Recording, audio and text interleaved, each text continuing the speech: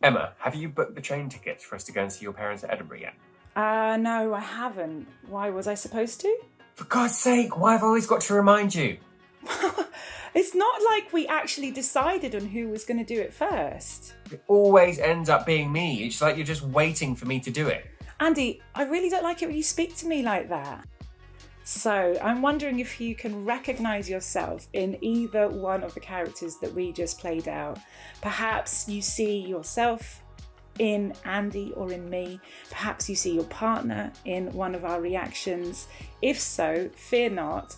We are here to support you to find a way to have those discussions about who is carrying the mental load, who is doing the work, how can we work more as a team, how can we consider each other, and do that in a respectful and caring way so that both people win, rather than it being I'm doing all the work or you're doing all the work or you don't care or I don't care, which is very often where we end up in these marital or relationship arguments, even in the family. So I am here today with my dear friend Andy Hicks. The two of us have come across this complained situation many times with our friends, with our clients, and we are both coaches that support people in different ways. In a moment, I'm going to introduce you to Andy, and we are going to replay through this and slow down the situation so that we can bring in a bit more understanding, and hopefully you will be leaving with a bit of an idea of how you can approach this kind of situation with your partner in a more connected way. So before we do that, Andy, would you like to introduce yourself a little bit and tell us about the kind of work that you do?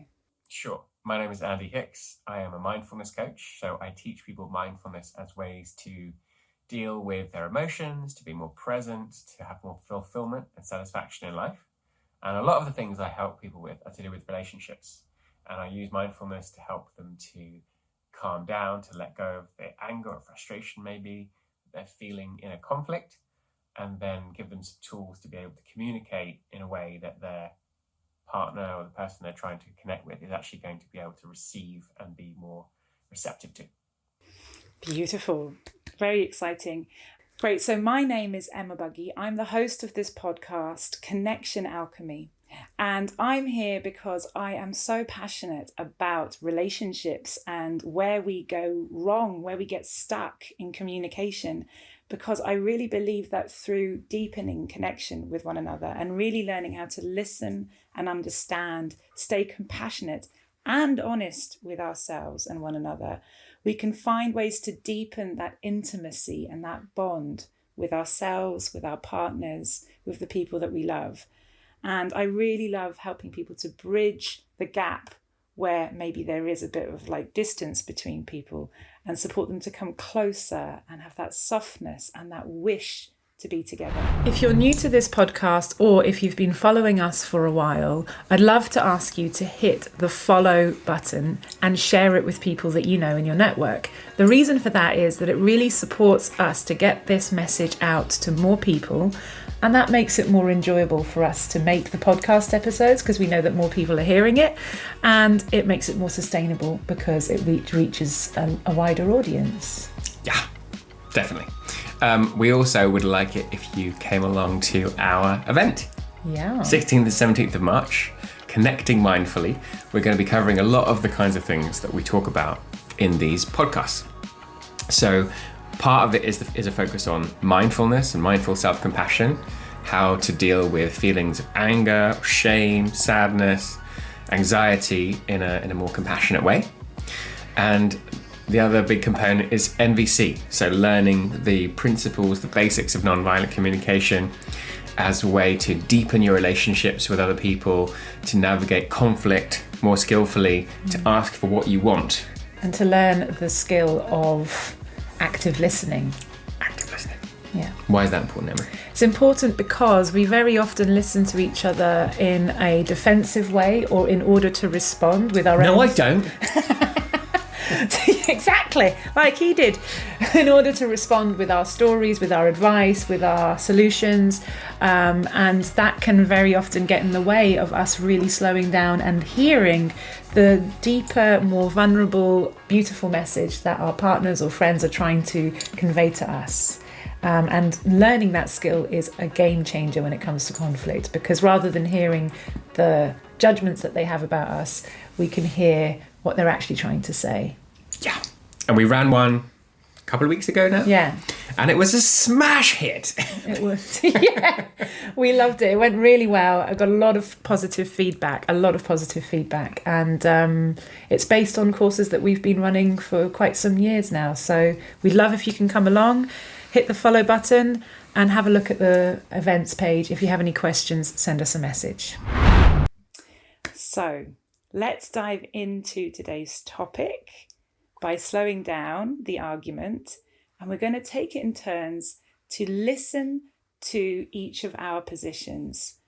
We're going to really listen to what is it that Andy's character is complaining about, is coming to me about. What's he really trying to say? What's the beautiful message behind his complaint? So Andy's going to continue telling me about what it is that he wanted me to understand. And I'm simply going to slow down and listen before responding. So Andy, please tell me, let's start again. And be honest, you can speak just as you are. Listen, the thing is that I feel like in our relationship, that I just have to plan ahead and think of everything that needs booking, including things like train tickets. So when we've got something coming up, like we're going to see your parents, I just have this niggling sense that it's going to be me yet again who has to organise booking it, and I just get so frustrated by that. Yeah. So it's like you're really worried that each time you're the person who ends up carrying the responsibility of booking the tickets, and that you're you want to have space and time for you to do other things as well. Is it something like that?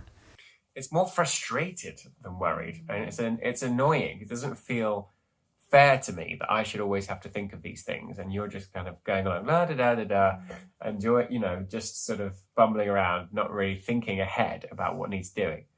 Yeah. So it's kind of like frustrating that you are the one carrying the responsibility and remembering the things to do, whilst I seem to be kind of free to do my own thing and enjoy life and do other things. And it's kind of feels unfair, like you're holding that responsibility alone in the relationship. Yeah? It's like you get to be carefree because I'm the one who has to care and worry and think about everything that he's doing. And that doesn't seem right. So I get to experience the carefree, which comes with relaxation, doing things that I like. And you then miss out on having more time to be free and relax and do things that you like. Yeah. And it feels a bit like a parent-child relationship, which is not really very attractive. Yeah, so like what I imagine you'd really love is a bit more of this equality and sharing the responsibility in the relationship, and knowing that I actually want to support and to be there and for us to do things together. Is that it?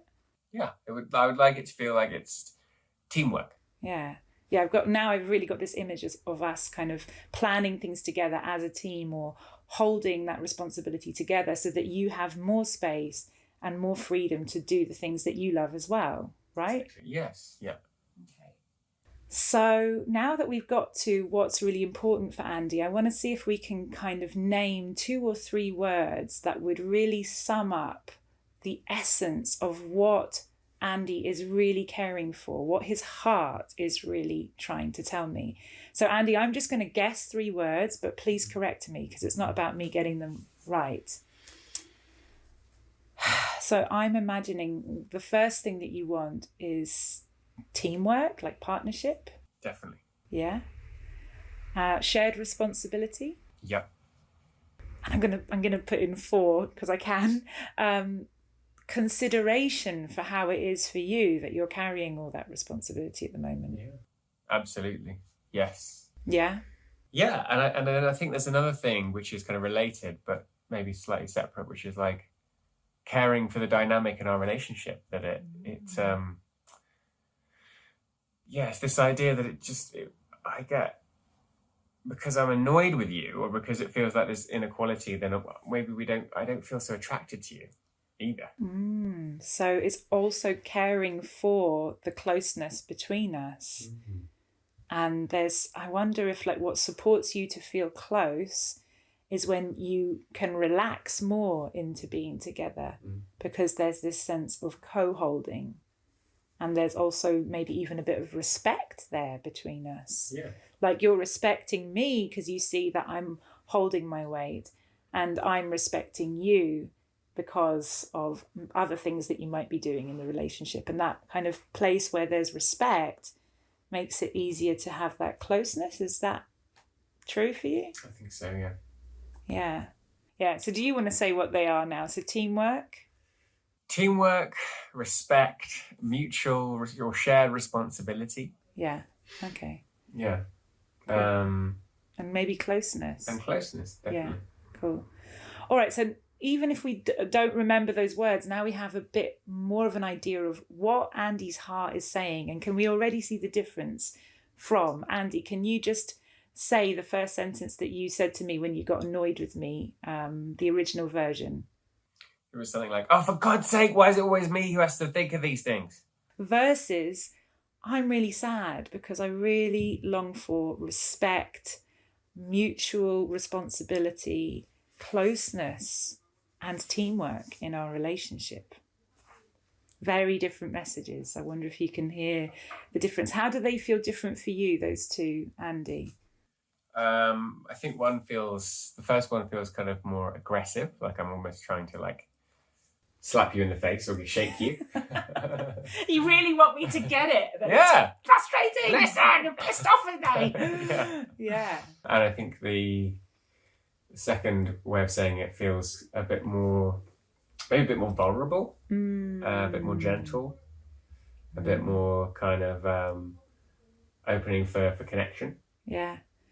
How I hear it is almost like the second one touches the vulnerability that's behind that anger. So it's not denying the fact that you're angry or frustrated or annoyed with me, but it's touching that vulnerability that's actually there, that's basically saying, I want to feel close to you.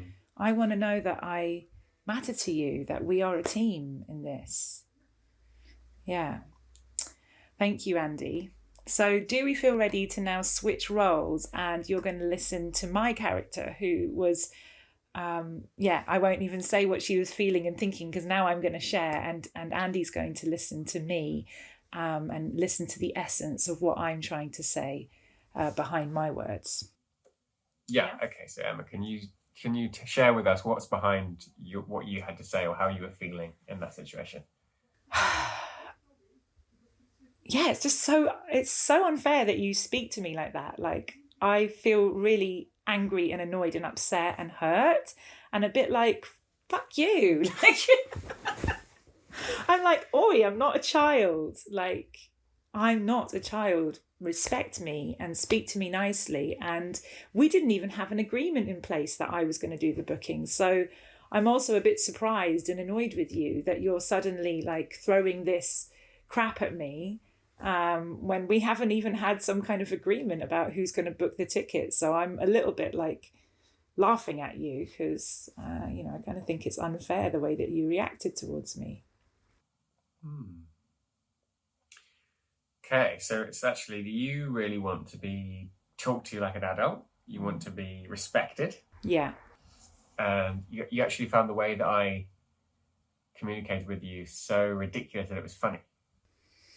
Funny, but in a way that it's more like ha ha, but I'm annoyed with you. It's not like actually funny. It's more like I'm laughing with frustration, annoyance kind of thing. Yeah. Can you say more about that? Yeah, it's like I'm surprised. I guess the laughter comes with the fact that I'm surprised that you, first of all, had this interpretation that we had an agreement. Yeah. Because we didn't. Yeah. And then that you spoke to me in such a way that I felt like you were blaming me. Yeah. And that felt really unfair and rude. So the laughter, I think, was more just an element of surprised and almost like, who do you think you are? Yeah. Yeah. Like I'm speaking to you in a way that's quite shocking. Yeah. Yeah. And I think the word respect really landed when you said that. And I think I also want you to kind of consider how I feel when you speak to me like that. The impact it has on me. And the impact it has on you is that you feel surprised, you feel annoyed and maybe feel a bit hurt. Absolutely. And I think one more thing that's important to say is that I also feel kind of like I want us to be in like talking about something that's real, because, you know, I want you to admit that we didn't have an agreement. So therefore you have no right to be upset with me. That's another reason why I'm laughing. I'm like, oi, you never even asked for that. So what are you complaining about? So you're saying I'm being delusional. Yeah, that's my judgment. Because I'm getting angry about something that it was like an imaginary agreement, an agreement that never happened. Yeah. Yeah. An expectation that I had of you that you didn't even realize I had. Yeah, exactly. So some core words that I think I wonder if these capture something about the essence of what was important to you. Respect. Definitely. Consideration. Yes, please. And something about communication, about some clarity of communication, so it's understood on both sides what we want for each other. Yeah, like the word being in reality together kind of comes up for me. It's like let's I guess it's also shared responsibility. It's so funny because it's like you had shared responsibility come up and I also have that. It's like I don't want to be blamed for this. I'm happy to be a part of the booking thing, but I want us to both take responsibility around the fact that you're now annoyed because it wasn't that I just didn't do something, you also didn't communicate it. So yeah, there's also a need for teamwork, and I'm now really surprised that we have almost the exact same needs. It's like I want respect, you want respect, I want consideration, you want consideration, I want to be like working as a team and having shared responsibility, and so do you.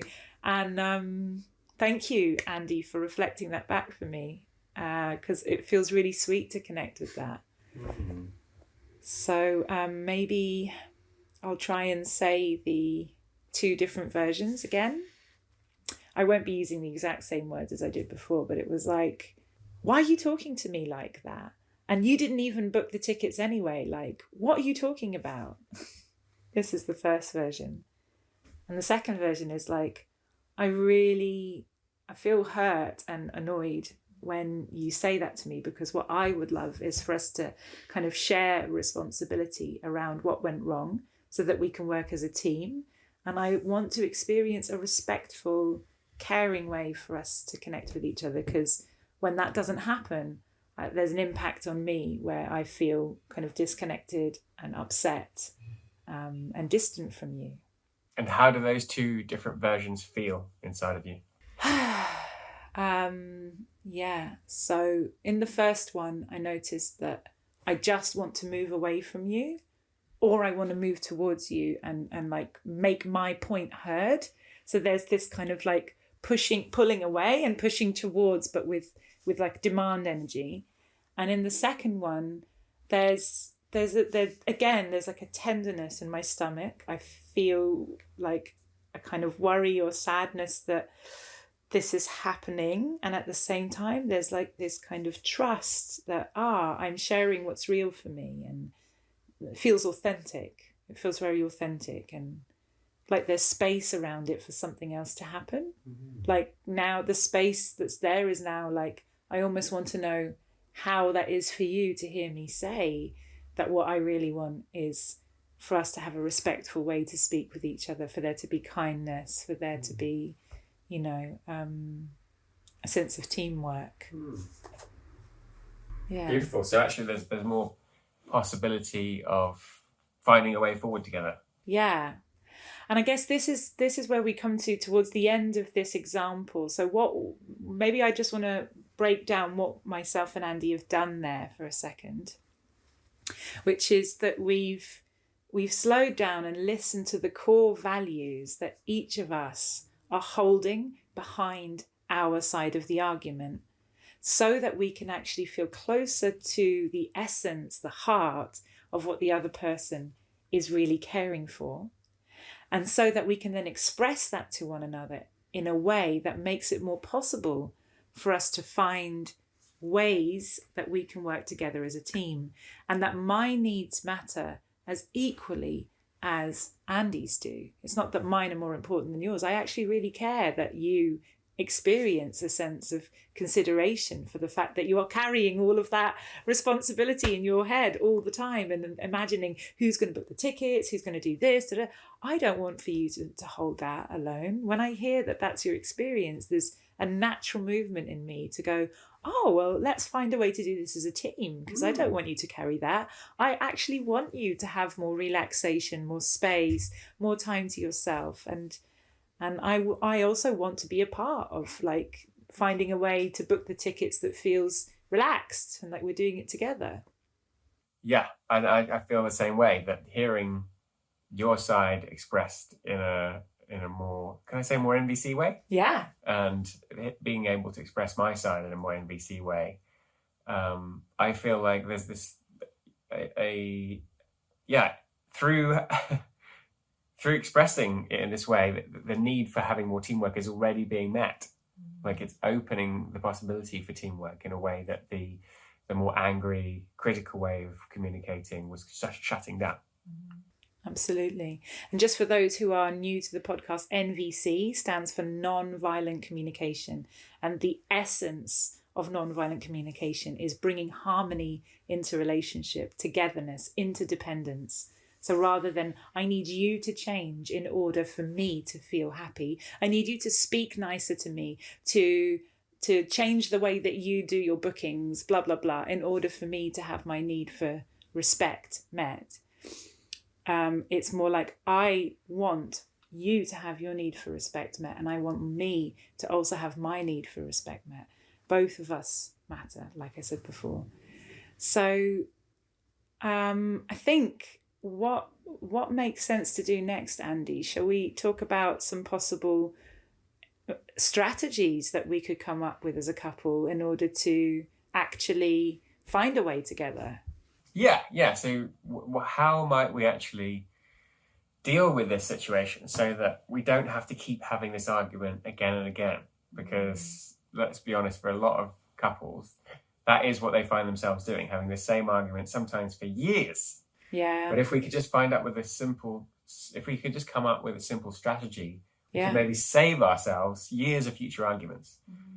So, for example, I could suggest to Emma, how about whenever it's us going to see your parents, it's you that takes control of booking the tickets. And then because we do that quite often, all the other times we book train tickets, I can do it. And then we can maybe check in a few months and see, does it still feel like a balanced agreement, or does it feel like one person's having to do more? I love this idea of us trying it out for a certain period of time and then checking in. And the only place where I get worried is because you were expressing that it's in 3 weeks' time and you're stressed that I haven't booked the tickets. Now, I have a sense that maybe we have a different sense of priority around who books the tickets when, not who books the tickets, around when the tickets need to be booked. So can I check with you, if I only book 1 week before the actual trip, and it's my turn, is that all right for you? No. Okay, there you go. So what is the reason that it wouldn't be okay for you? Because the prices go up a lot. So you want to make sure that we save money? Yeah. Okay. So I would like us to be booking the tickets a month before. Okay. So this is where I'm worried that my brain works differently from yours, in that I have so many things I'm holding in my mind with work and with the kids and everything, that I'm almost like, it helps me to just deal with one thing at a time as it's coming up. Otherwise, this whole planning in advance, I just start to get really stressed. So again, in terms of teamwork, I wonder if we have a shared calendar. Would you be willing to put in a reminder on the dates that you would like the tickets booked for, so that it comes up in our shared calendar? So if you know that we've got a trip coming up in advance and you want it to be booked by a certain time, would you be happy to put that reminder in so that I get the message? So that it's so that the reminder comes up at a time that you would be happy for the tickets to be bought by. How would that be for you?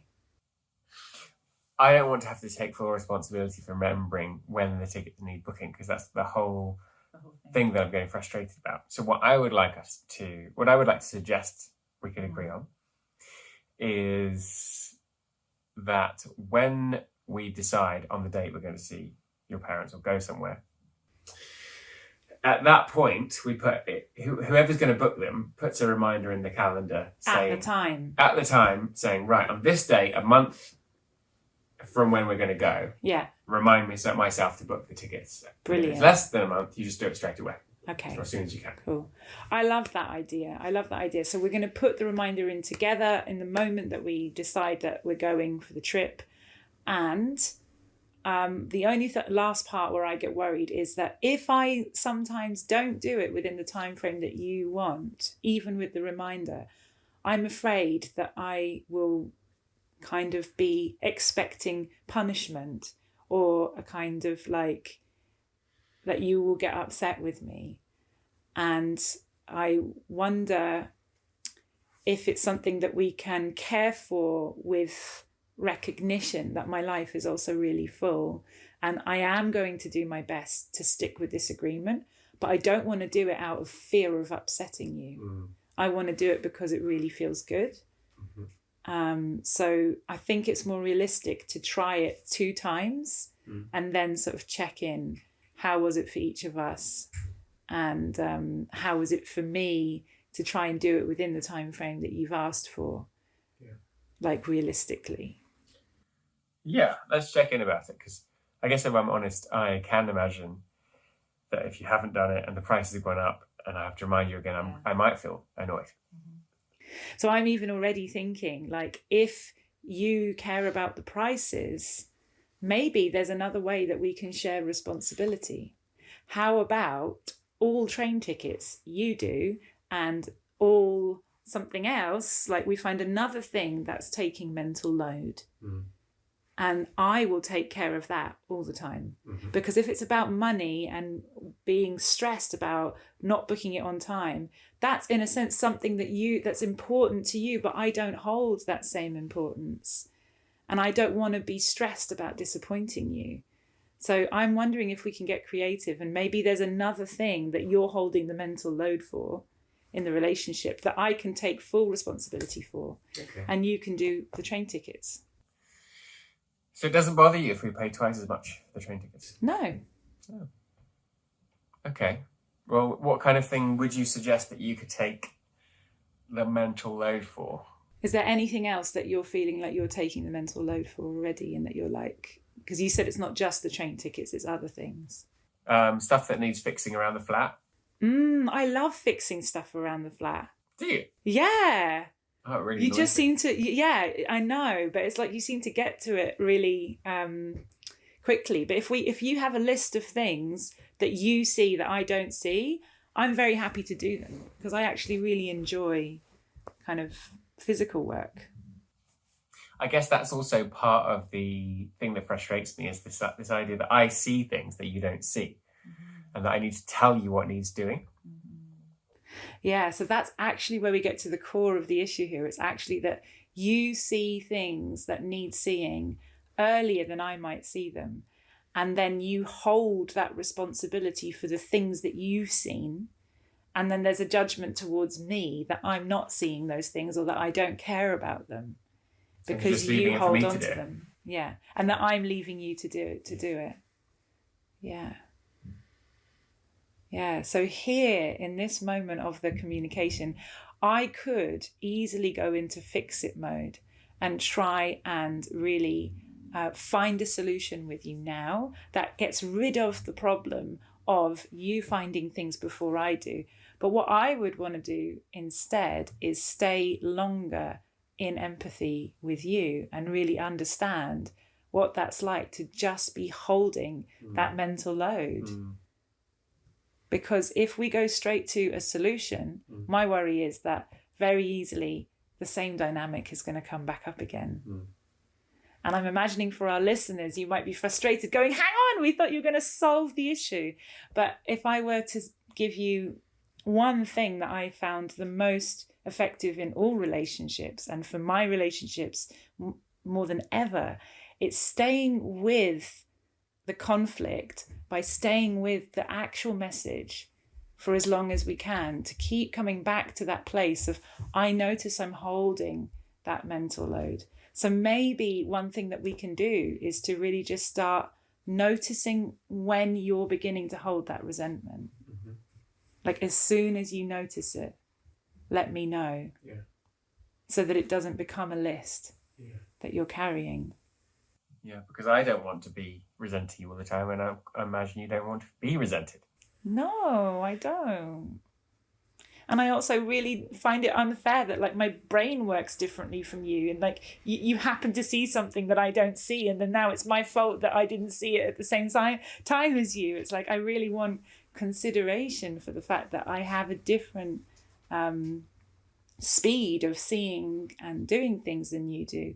And that doesn't mean I don't care, because I deeply care, and I don't want you to be holding all of that alone. Yeah, I think that sounds like a really helpful way forward, which is respecting that we're different in the way that we operate, the way that we think. Yeah. And so we still want this teamwork. Yeah. We don't know how we're going to do it yet, but I feel quite touched at the idea of like, as soon as you feel like you're holding the mental load, as early as possible, just say, like, maybe we can come up with a little like buzzword, like, I don't know, if you've got a buzzword you could say to me, that's just like a signal of like, I'm doing that again. I could say, I feel loaded. I feel loaded, yeah. And then we can stop and pause and just listen to what's there and then see what comes up in the moment. Nice. Is there anything that you'd like from me when, like, I'm kind of sort of feeling hurt or upset or stressed about the idea that you're loaded, or that you're doing more of the stuff, and you know that I might be going into a feeling of guilt, maybe, or is there anything you want to hear from me? I guess just hearing how you're feeling. Yeah. If you're starting to feel guilty or anxious, that you share that. Yeah. So maybe whichever one of us notices first that we're in that dynamic of one of us holding or one of us kind of doing things more, or me feeling stressed and worried that I'm not doing enough, we can just practice listening to each other. That sounds good. Cool. Thank you, Andy. Thank you, Emma. Is there anything you'd like to say about how you're feeling now at the end of that kind of conversation? Like, does it feel complete for you, or is there something that you're left with, or is there something you're wondering? I'm not sure if we did actually come to a conclusion about the booking of trains. Did we say we're just going to?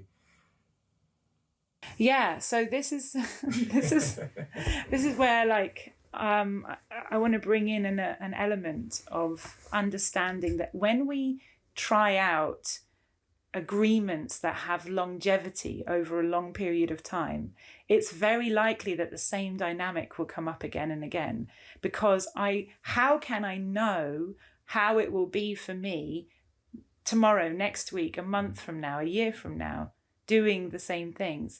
And if I agree with you that I'm going to do something every time, it's almost a guarantee that we can get into this dynamic of expectation and demand, because you will probably say, well, hang on, we made that agreement. Yeah.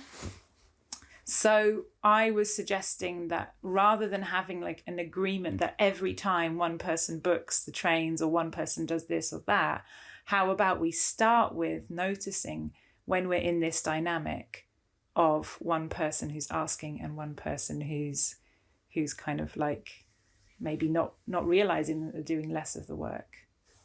And then in terms of the practicality of booking the trains, we just sort of see how we're feeling and talk about it as it's going along.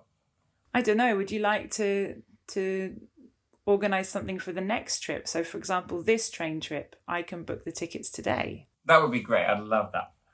Yeah. And how about if we already know right now the next trip? Because I know that we've got one in 2 months, so I can already book that one now. I'd love that. So in a sense, I think it's easier for me that in the moment we talk about it, if we have time for me to go and then book whichever ones we have booked in ahead of time, I'm happy to agree to that. Wonderful. I'd love that. Yeah? I feel a sense of relief and joy. Yay. Cool. I do worry that at the end of this, it might not be super clear that like there is an answer or a solution that you can just take away from the situation where someone's holding more of the mental load. But I do hope that by hearing us today, you get a sense of how supportive it can be just to connect with the needs of the other person. How about you, Andy? Yeah, I think rather than it being like a really simple, here are the 3 steps to solving it, it's a process, isn't it? It's like you take the time to really listen to each other, find out what the needs are, and through that then different solutions can emerge. But until you're actually willing to really empathize rather than attack or defend, you can't make any progress. You're going to keep having the same argument again and again. Yeah. And it's so tempting to go for solutions first. Like if there's anything I've learned that supports more and more conflict, it's let's fix the problem now. And or let's name the needs and then find the solution immediately. And although, of course, we can't move forward without solutions, we need the solutions. They're like so important in order for us to meet our needs, like you just demonstrated. Without having clarity on what are we going to do now with those tickets for the next trip, you're still left hanging. But if we go there too fast, the problem is that very often, like you said, that continuous cycle of but I still don't feel considered. I still don't have that respect. I still don't have that sense of choice is going to keep coming up again and again. So, if you were to leave our listeners with one thing that they can do today, what do you think that would be in order to support them to feel more connected with their partners when one of them's holding the mental load and the other one is kind of getting away with not doing things, or is maybe not realizing that their partner is holding on to all of these things they want them to do? I think it's 2 things. One is, as soon as you realize that you're feeling tense, you're feeling like you just want to argue with your partner and sort of attack or defend, that is the moment to go, wait a minute, this isn't going to get me anywhere. What I need to do is really try and listen to what they're saying, focus on that, wait till they're ready to listen to me, and then I can express what I'm saying. And until you've done that, you're not going to make any progress. So that's the first thing, is using the sense of we're having an argument to remind yourself that listening is the thing to focus on first. And I think secondly, more specifically to this situation, is, I guess, again, maybe using the fact that you're feeling resentful or annoyed or worried as a prompt to try to be a bit more open with your partner. It's actually, this is how I'm feeling right now. I'm feeling annoyed about this situation. I'm feeling guilty about this. I'm worried you're annoyed with me. I'm annoyed that you haven't done this. And being more open about what's going on inside of you when you're feeling those uncomfortable feelings. Yeah, so really being open to feeling vulnerable and sharing your vulnerability with your partner. And that's very different from the energy of blame and judgment. So it's allowing that kind of anger, frustration to be expressed rather than it being pushed onto the other person. And it's like, it's your fault that I'm feeling this way. Yeah, great. Thank you so much, Andy, for spending this time playing with me. We don't know how it's going to play out when we get into one of these dialogues, because we want it to be as close to real life as possible. So I hope that you found meaning and learning in staying with us in those moments where we didn't know what to do, where we were stuck, where we were suggesting different things, where we realised that perhaps that wasn't going to work, when we came back to what we really need. Hopefully demonstrating what actually happens in real relationships, what's likely to happen in your relationship, that it's this dance of connection that we're doing with our partners. We're learning how to find a way that works for both of us. So there's naturally going to be a bit of movement backwards and forwards until we find that place of really understanding and hearing each other with compassion and being honest and authentic and open about how we feel, so we can meet in that place together where both of our needs matter. So if you have enjoyed hearing us, keep in touch with both myself and Andy, because we will be offering more of these examples. Maybe tell us what your complaints are, what your difficulties are in your relationship. What does your partner do that's annoying you? Let us know, and maybe we will feature your complaint or your situation as an example that we'll play through, so that you can learn from that or hear your situation played out live. It's almost like having a private free session, and you can remain anonymous by doing that. So get in touch. Andy, where can people find you and work with you? I have a website called andyhicks.com. You can get in touch with me, and you can also sign up for my mailing list there. Fantastic. So we'll put a link to both my mailing list and Andy's in the session notes. And yes, we look forward to connecting with you soon in the next episode.